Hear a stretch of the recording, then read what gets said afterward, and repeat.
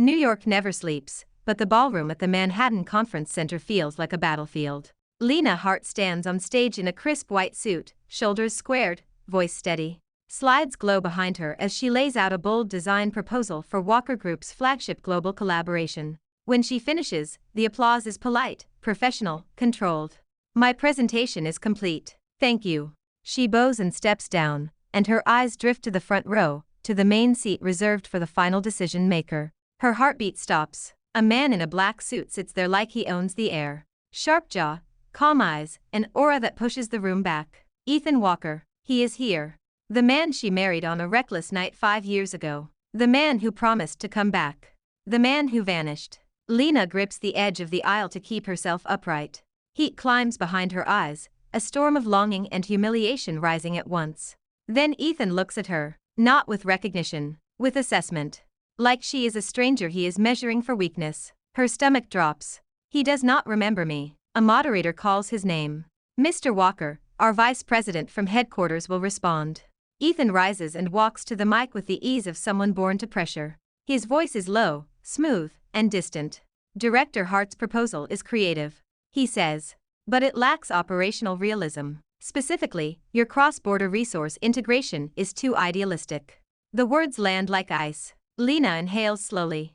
Work mode snaps into place, because the alternative is breaking. Vice President Walker, she says, meeting his gaze. The integration workflow is clearly outlined, and supported by successful case studies. If you call it idealistic, that means you have not looked closely enough. A ripple moves through the audience. No one expects Lena Hart to bite back. No one expects Ethan Walker to press harder. Ethan's eyes narrow, not in anger, but in interest. A faint pulse of something flickers in his expression, gone before it forms. I appreciate confidence, he replies. We will see if it survives execution. Lena holds her chin high. She refuses to let him watch her bleed. The meeting ends. People swarm with handshakes and business cards, but Lena walks straight out, air burning her lungs. Outside, Midtown wind whips between buildings. Her best friend and partner, Myra Cohen, rushes to her side. Lena, you look pale. Are you okay? Lena forces a smile that tastes like metal. I am fine. Myra studies her. That was brutal. You never go that hard unless something is wrong. Lena swallows. He came back. Myra's mouth tightens. Ethan Walker. Lena nods once, and the motion almost breaks her neck. He does not remember me. She whispers. Myra exhales like a curse. 5 years, Lena. He might be engaged, married, living a whole different life. He disappeared without a word. He is not worth one more tear. Lena says nothing. She stares at the skyline, eyes burning. 5 years ago, it was laughter and neon lights and a reckless kiss in a crowded bar. A sunrise wedding at City Hall. A marriage certificate that smelled like ink and fate. And his hands on her face as he said, give me 5 years. I come back, we have a real wedding. I never leave you again. Then he left anyway. Now he stands behind glass and power, and looks at her like she is simply a difficult vendor. Across town, Ethan remains behind after the room empties. He watches Lena's retreating silhouette through the tall window. His fingers brush his chest, where a plain band rests on a chain beneath his shirt. A wedding ring. It has been with him since the Dubai explosion, the only constant when everything else in his mind turned to ash. Doctors told him it must belong to someone important. But the owner's face is a blank wall in his head. He presses the ring between his thumb and forefinger, and a strange ache spreads through his ribs. That woman on stage. Her eyes. Her stubbornness. Something in him recognizes her, even if his memory refuses to cooperate. Ethan's jaw tightens. For the first time in years, he feels restless. And he does not know why. A week later, Lena gets the email. Walker Group has chosen her firm. And she has been appointed the project lead. She will report directly to Vice President Ethan Walker. Her mouse freezes in her hand. She should refuse. She should run. But her boss calls her into the office, and smiles like the decision is already sealed. This partnership determines our next 5 years. He says. We need you, Lena. Lena walks out with her spine straight, and her heart shaking. Myra meets her in the hallway, furious. This is not an accident. He is doing this on purpose. He wants to keep you close. I know. Lena says quietly. And I will treat him like a client. Nothing more. That is the lie she tells Myra. That is the lie she tries to tell herself. Their first project alignment meeting is held in Walker Group's glass conference room, high above Manhattan. Ethan sits at the head of the table, sleeves crisp, expression unreadable. He tears through the plan with surgical precision. He is sharper than he used to be. Colder, too. Lena takes notes and responds point by point, refusing to be intimidated. During a short break, Ethan approaches her with a file in his hand. Director Hart. He says, voice calm. Have you ever been to Dubai?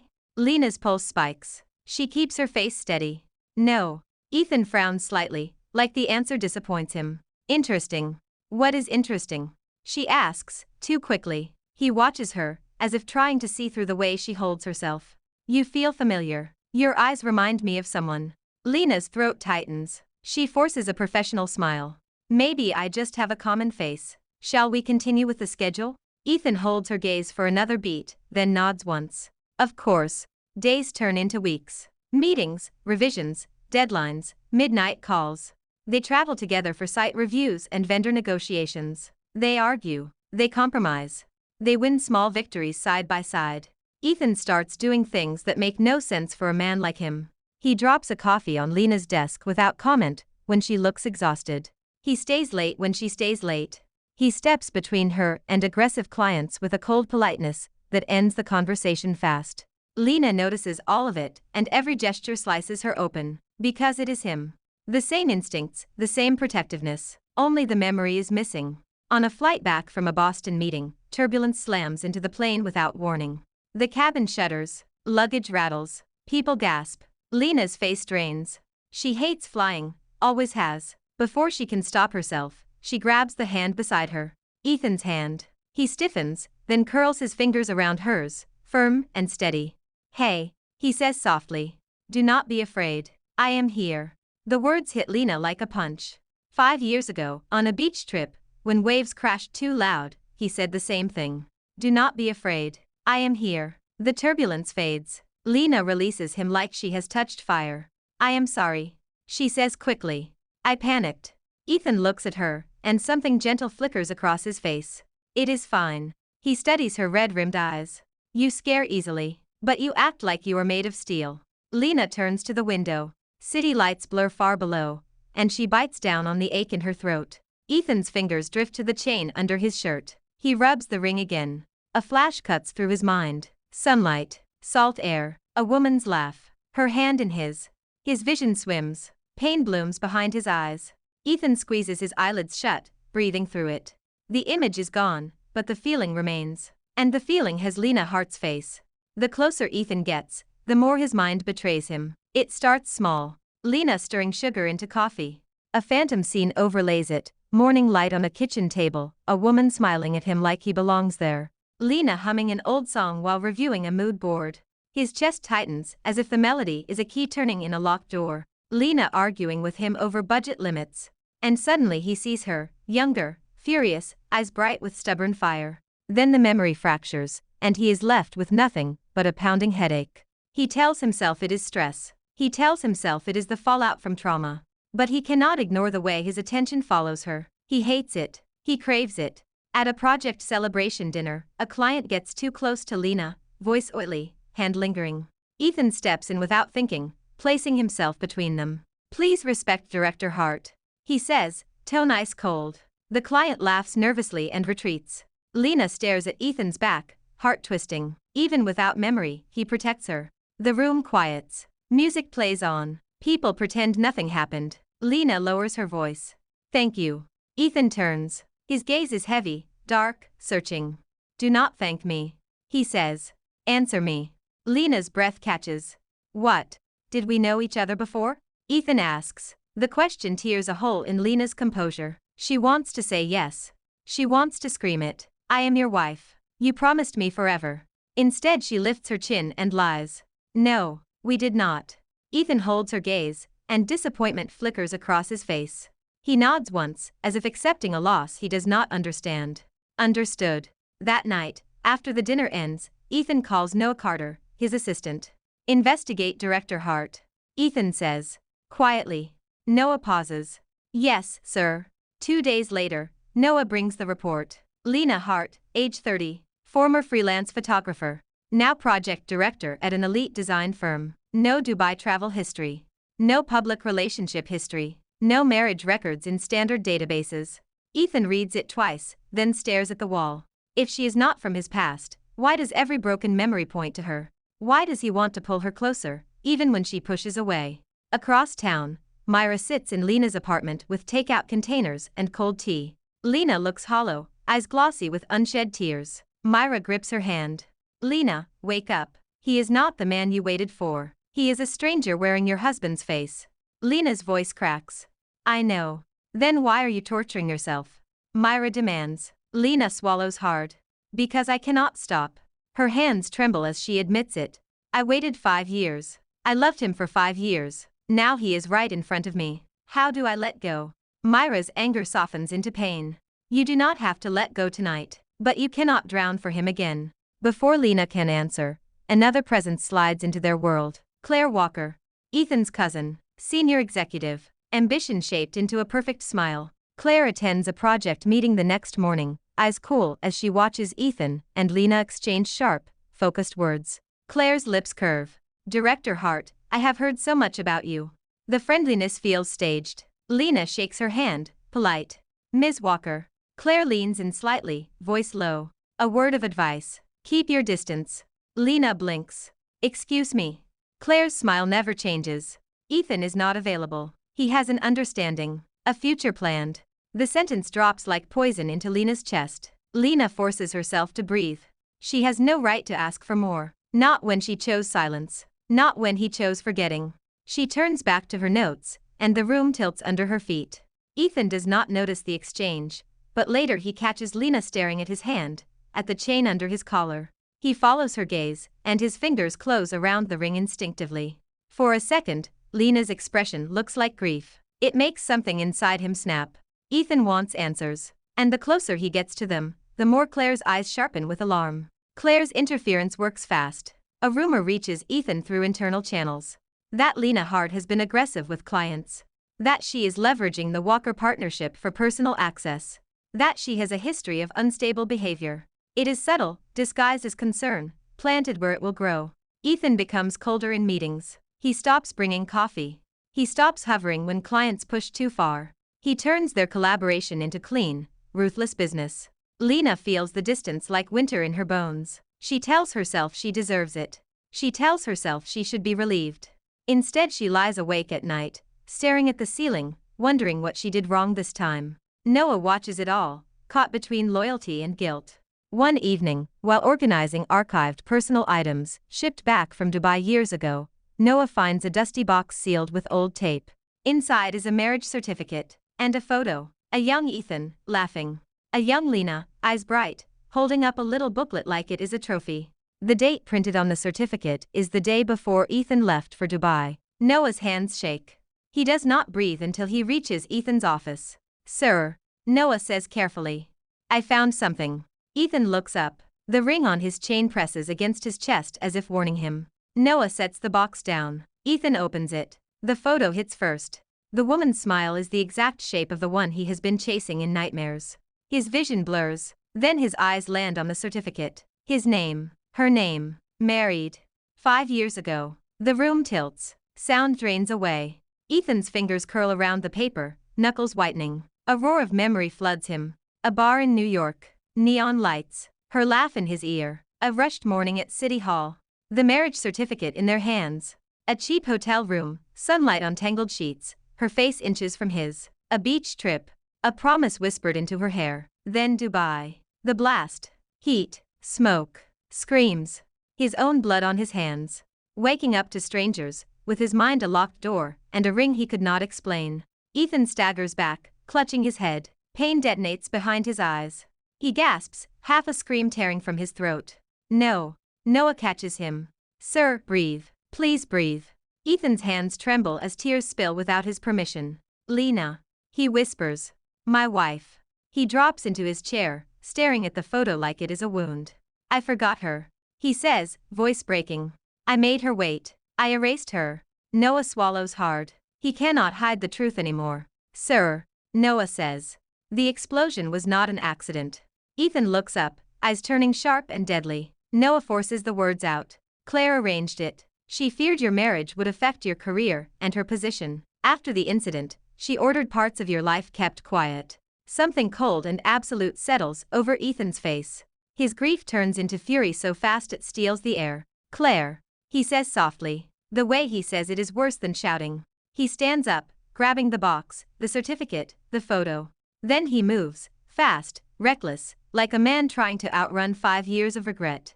At Lena's office, she is packing.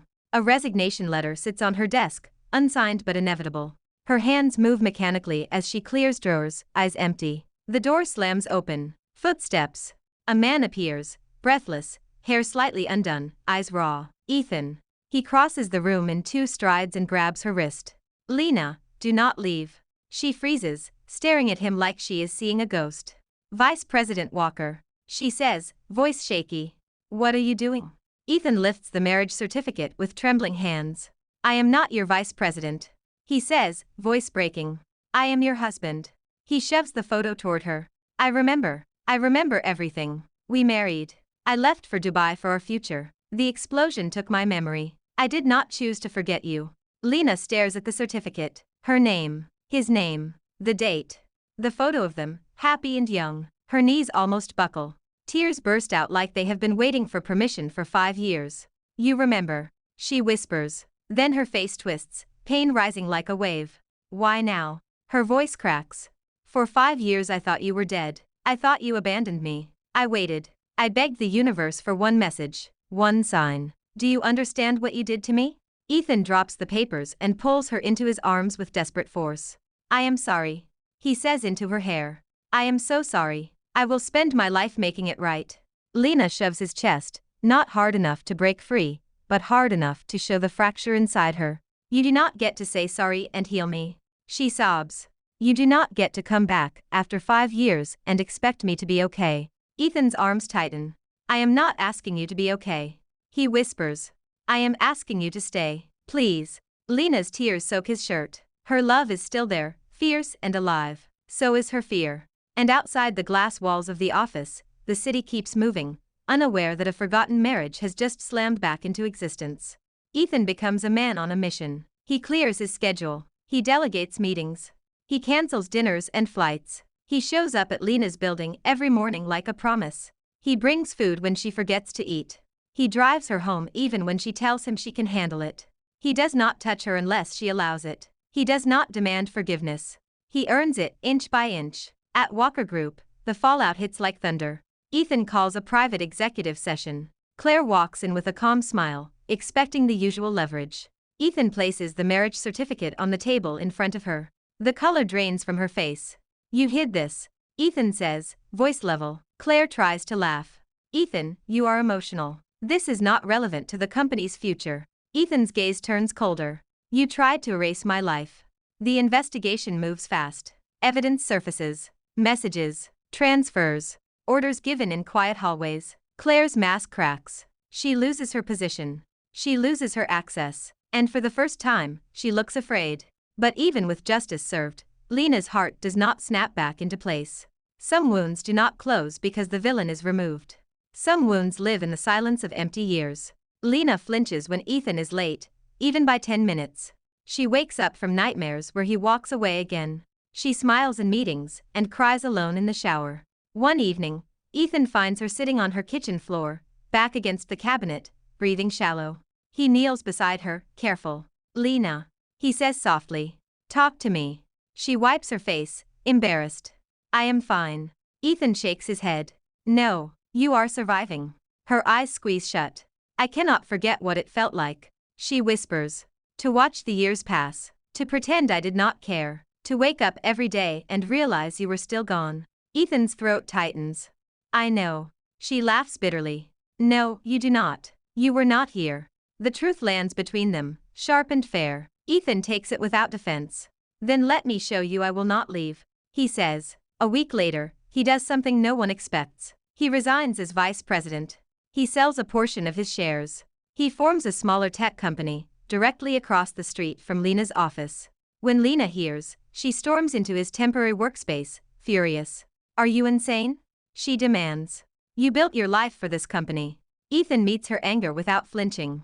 I built my life around a future that included you. He gestures to the window, to her building across the way. Now you can see me anytime you want. If my phone does not answer, you look outside. I am here. Lena's fury melts into shock, then into something softer that scares her more. It almost feels like hope. Then the world punishes them for it. One afternoon, Ethan collapses during a meeting. An ambulance, sirens, a rush of antiseptic light. Lena arrives at the hospital with shaking hands. The doctor delivers the words like a sentence. His brain injury is more serious than expected. Recovery is possible, but stress and overwork could trigger memory loss again. Worst case, it could be fatal. Lena stares at the doctor, a cold emptiness spreading through her. She finally has him back. And she might lose him again. Ethan wakes later, pale against white sheets. He finds Lena by his bed, gripping his hand like she is anchoring herself to reality. Do not look like that, he whispers. Lena's voice breaks. I am afraid. Ethan's lips twitch, a weak attempt at a smile. If I forget again, I will fall in love with you again. Tears slide down Lena's face. Ethan squeezes her fingers. You are in my bones, Lena. I will not escape you even if my mind tries. Something shifts inside her. She has spent 5 years suffering in silence, punishing herself with pride. Now she understands love is not safe. Love is choice. Love is staying anyway. Lena leans forward and presses her forehead to Ethan's hand. Then stay alive, she whispers. And I will stop running. Ethan's eyes close, relief washing through him like breath. Okay, he murmurs. We start over, together. Lena nods, tears falling onto the back of his hand like vows. I forgive you, she says. Not because it did not hurt, because I do not want to live without you anymore. Ethan's eyes shine. And in that sterile hospital room, with fear still hanging in the air, they choose each other again. They do not rewind time, they rebuild it. After Ethan is discharged, Lena moves into his apartment. Not as a fairy tale ending, but as a practical decision wrapped in tenderness and caution. They cook together. Ethan burns pasta once and pretends it was intentional. Lena laughs, startled by how natural it feels. They watch movies and argue about endings. They walk through Central Park in cold sunlight, hands brushing, then holding. But the shadow never fully disappears. Ethan gets headaches sometimes. Small ones, manageable, but enough to spike Lena's panic.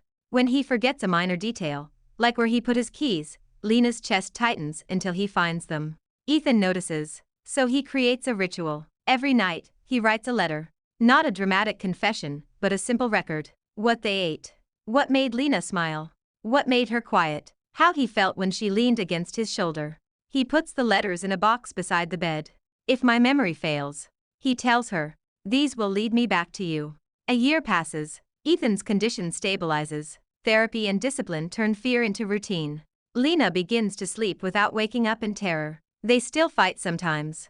Not the explosive fights of strangers, but the tense, honest fights of people who matter. Then they apologize. They hold each other. They keep going. On a quiet autumn evening, Ethan takes Lena to the beach. Not far from the city, a place where the ocean breathes and the horizon looks endless. The sunset stains the sky gold. Ethan kneels in the sand, holding a small box. Inside is a new ring, simple and bright. He looks up at her, eyes steady. 5 years ago, I promised you a real wedding when I came back. He says. I failed you. Lena's lips tremble. Ethan continues, voice thick but controlled. So I am asking again. Not because I forgot. Because I remember. He holds the ring up. Lena heart, will you marry me again? Lena drops to her knees in front of him, laughing and crying at the same time. Yes. She whispers. Yes. Ethan slides the ring onto her finger with hands that do not shake anymore. He pulls her into his arms, and the ocean wind steals the rest of the world. Their wedding is small, warm, and real. Myra sits in the front row, smiling through tears. Noah stands off to the side, hands folded, looking like a man relieved of a burden he carried too long. When Lena walks down the aisle, Ethan's eyes fill, and he does not look away. Not once. Afterward, in the quiet of their apartment, Ethan holds both rings. The old band that survived fire and forgetting. The new ring that marks their chosen future. He laughs softly. It is crazy, you know. Lena rests her head on his shoulder. What? That I forgot you. Ethan says, voice gentle. And still fell in love with you anyway. Lena closes her eyes, breathing him in. It was never a new love. She murmurs. It was just love finding its way back. Outside, New York glows, loud and alive. Inside, their world is quiet. Not perfect. Not painless. But theirs. And this time, they both know what it costs. So they hold on. They do not waste another day. Because the deepest love is the one that survives loss. The one that returns after silence. The one that remembers, even when the mind cannot. And if fate tries to erase them again, they will start over again. Together. Thanks for watching. Follow for more romance stories.